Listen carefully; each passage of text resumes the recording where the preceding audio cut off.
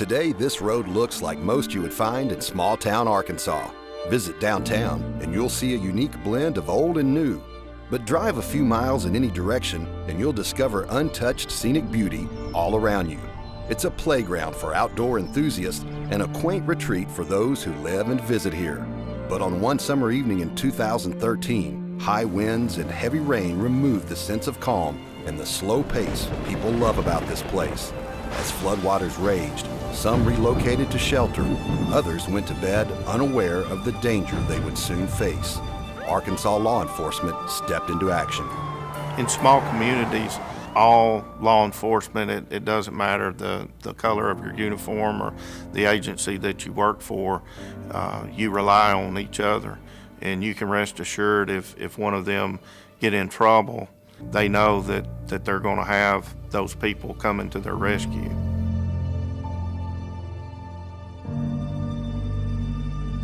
Around midnight Friday, the Scott County Sheriff's Department received a 911 call for help. There was rising water at a residence on Highway 71. Sheriff Cody Carpenter of Scott County and Wildlife Officer Joel Campora responded to that call along with other Scott County deputies. About 9 o'clock that Thursday evening, it started raining pretty hard every now and then. Gary at dispatch, he's letting us know, hey, we got 911 calls coming from the area where we're at. I started entering Y City. I come off the Mill Creek Bridge, and it's like just driving off in a lake. Called dispatch for assistance for the sheriff, Cody Carpenter. I ran down there and seen that there was high water. I couldn't get to it, and that's when I met up with Sheriff Cody Carpenter. Cody had let me know that Joe was on his way, and he was bringing his boat. He was going to make entry that way. When Joel got to the scene, he met my sheriff, Cody Carpenter, and our two deputies there. As I went 10-8 that night, talked to Joel on the radio, and he stated that the water was flooding across the roads in many places and that I probably needed to go a little bit slower than he did going down there because it was getting worse.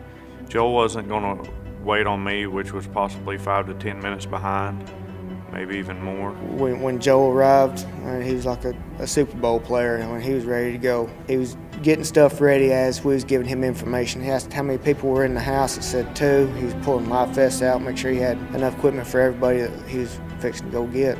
Well, he hands me a life vest and says, grab the radio out of my truck. I went up to his truck, grabbed the radio, handed it to him, and Cody took the vest out of my hand and put it on and said, back us in the water. I backed him off in the water. Boat lights come on. They take off, going the direction that we all had discussed. It's probably going to be the best way. Once they got out there a pretty good ways, it started raining hard. All we could see was the lights of the house, the mercury light, and the boat lights. We just watched them, then we heard the crash, and we thought the bridge had collapsed. So DJ stays there. I run up a little ways, and with the lightning flashing, I seen the bridge was still there. I came back and was looking, and couldn't see the house lights no more. Couldn't see the boat light. I then got the night vision out of Joel's truck and zoomed in on where they should have been, and everything was gone. After talking with the deputies and there not being any contact for 10 to 15 minutes, we started looking around. We knew the situation was getting bad. We were limited on the area we could search, and nobody could get to us, so we just had to search the best we could until somebody could get to us the next day. We pretty much just sat and waited till we could finally get back down there. Water started going down, and we took off on foot to the bridge with flashlights. We ran batteries dead on every light we had. I traveled to the scene after the accident along with Colonel Crow, and we had officers from all over the state calling, wanting to volunteer to come and help search for Joe. We had aircraft from the National Guard and numerous other state, federal, and local law enforcement agencies. We had response from the DEA, the Forest Service, U.S. Marshals Service. U.S. Marshals just don't show up.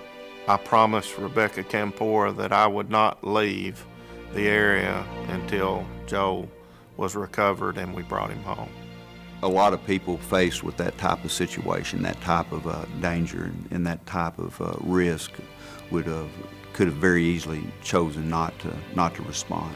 Joe was not ordinary. Joe was uncommon. He was an uncommon man. He understood the sense of sacrifice that went along with his position. he understood that to truly live, that he had to be willing to die. Joel felt that his calling in life was to help other people, and he was trained to do the type of things that he did that night. He was in dive team, he won the swimming award in academy, and if anyone humanly could have got out of that situation, it would have been Joel. He almost had no fear all the time because he knew that any minute could be his last, but he was ready. He lived life with no regrets. Joel always wanted to go in law enforcement. His first experience was in college. He had a work-study position where he was a meter maid for the campus police. When we moved back to Polk County after I finished college, he took out a loan and took the auxiliary officer class, where he went to work for the MENA PD and worked for them part-time. And then we moved to Montgomery County, and he was a county deputy there for 3 to 4 years. And then he applied for Game and Fish. Joel and I, we became friends almost instantly. He had a love for the job that we were doing. I was a lieutenant with the Game and Fish, and Joel was a deputy sheriff. And that's how we became acquainted at that time. We would go out and work together at night, and he had a Forest Service contract, so naturally he was out in the woods the same time I was. One night we were out working, and me and Tim Fincham, the patrol captain with the Forest Service, were riding together. And we said, let's just see if Joel's going to make a game warden or not. And he had been sitting up working a field for me that I'd been getting complaints on, and I drove by, shined my spotlight through it, and took off down the road a little ways, and we'll see if Joel can catch us. We pulled off this dirt road, and he shot by, and it wasn't but just about a minute. He backed up and come right down on the road to us. So we thought he had some tracking abilities, and we said, man, he needs to go to work for us. I've never seen someone so excited in his life when Joel got the call that he had got the Game and Fish.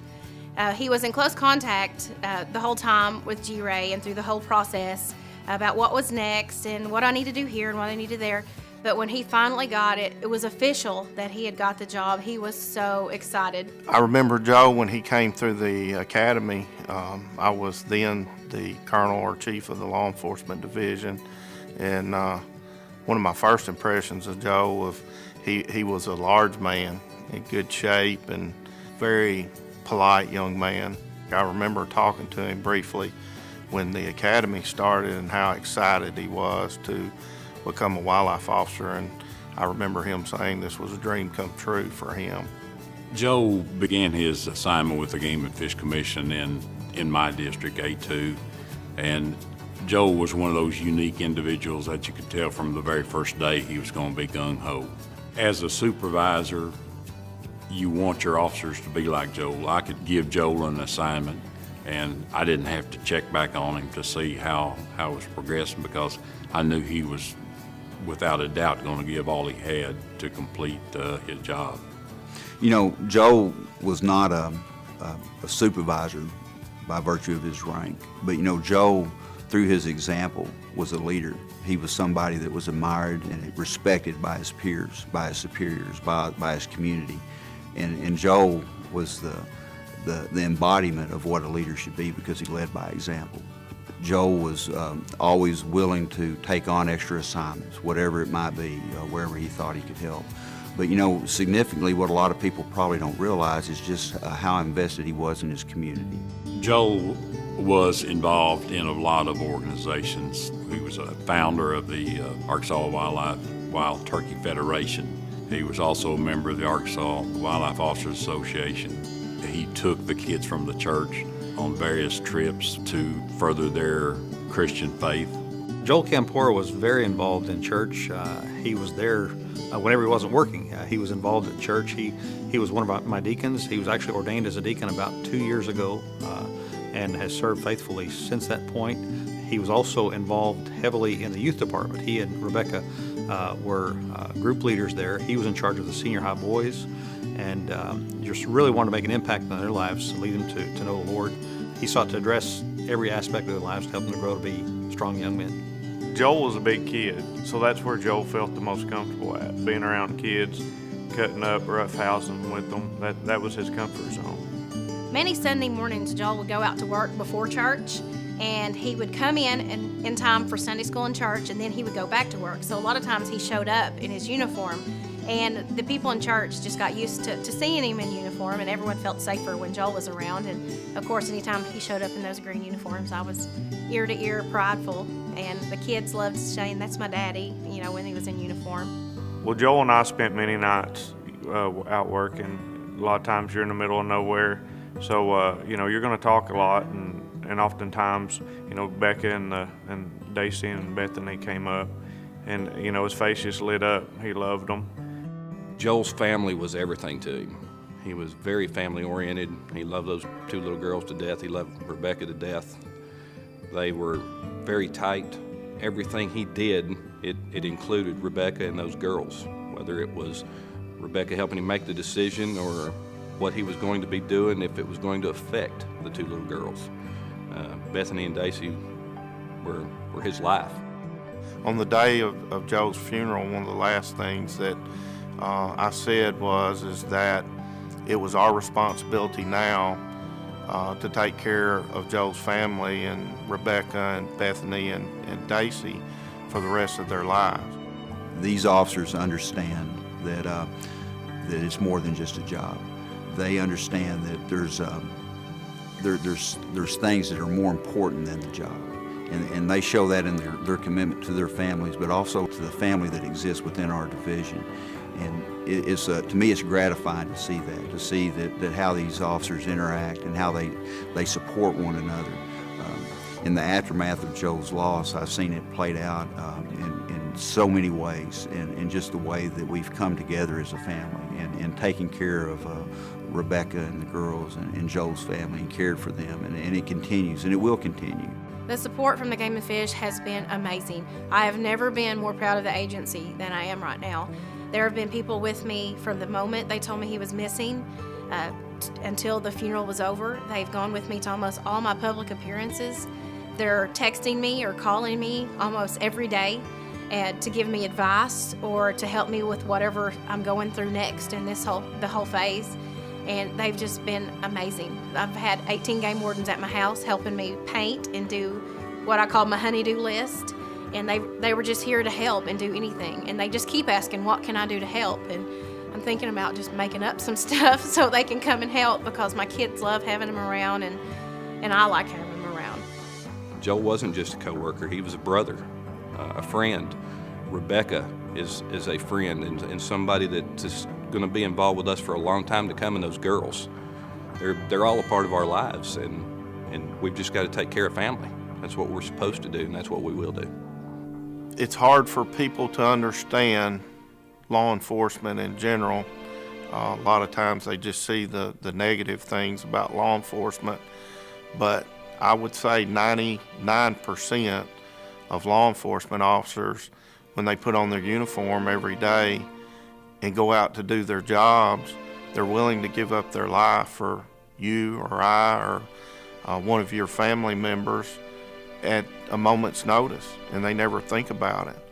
And that was Joe. Everything Joe did was for the people of this county and for this state, and it didn't matter what it took. Joe was going to do what he needed to do to help these people around here. You know, that night, it was just an ultimate sacrifice that Joe gave, and that's how he lived his life. He was going to do what he needed to do. Joe went out like he wanted to go.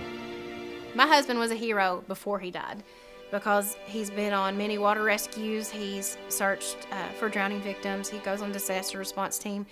What he did that night was no different than any other night that he would be working, and he's always been a hero. During the service, I read the definition of a hero out of Webster's dictionary, and he fit everything in it. Joe left a legacy that will be hard to fill. He was wide open from start to finish, and his legacy is that's what officers are going to have to live up to in this area and across this state. With the Enforcement Division of the Arkansas Game and Fish Commission, we look for certain attributes in our officers, and that's honor, integrity, pride, and professionalism. Those are actually displayed at our training center on the wall. And Joe embodied honor, pride, integrity, and professionalism. He lived that out every day. That's who he was. I would describe him as a servant because he truly understood what that concept means. He understood that being a servant meant being willing to sacrifice for others. He lived his life that way, and he left his life that way.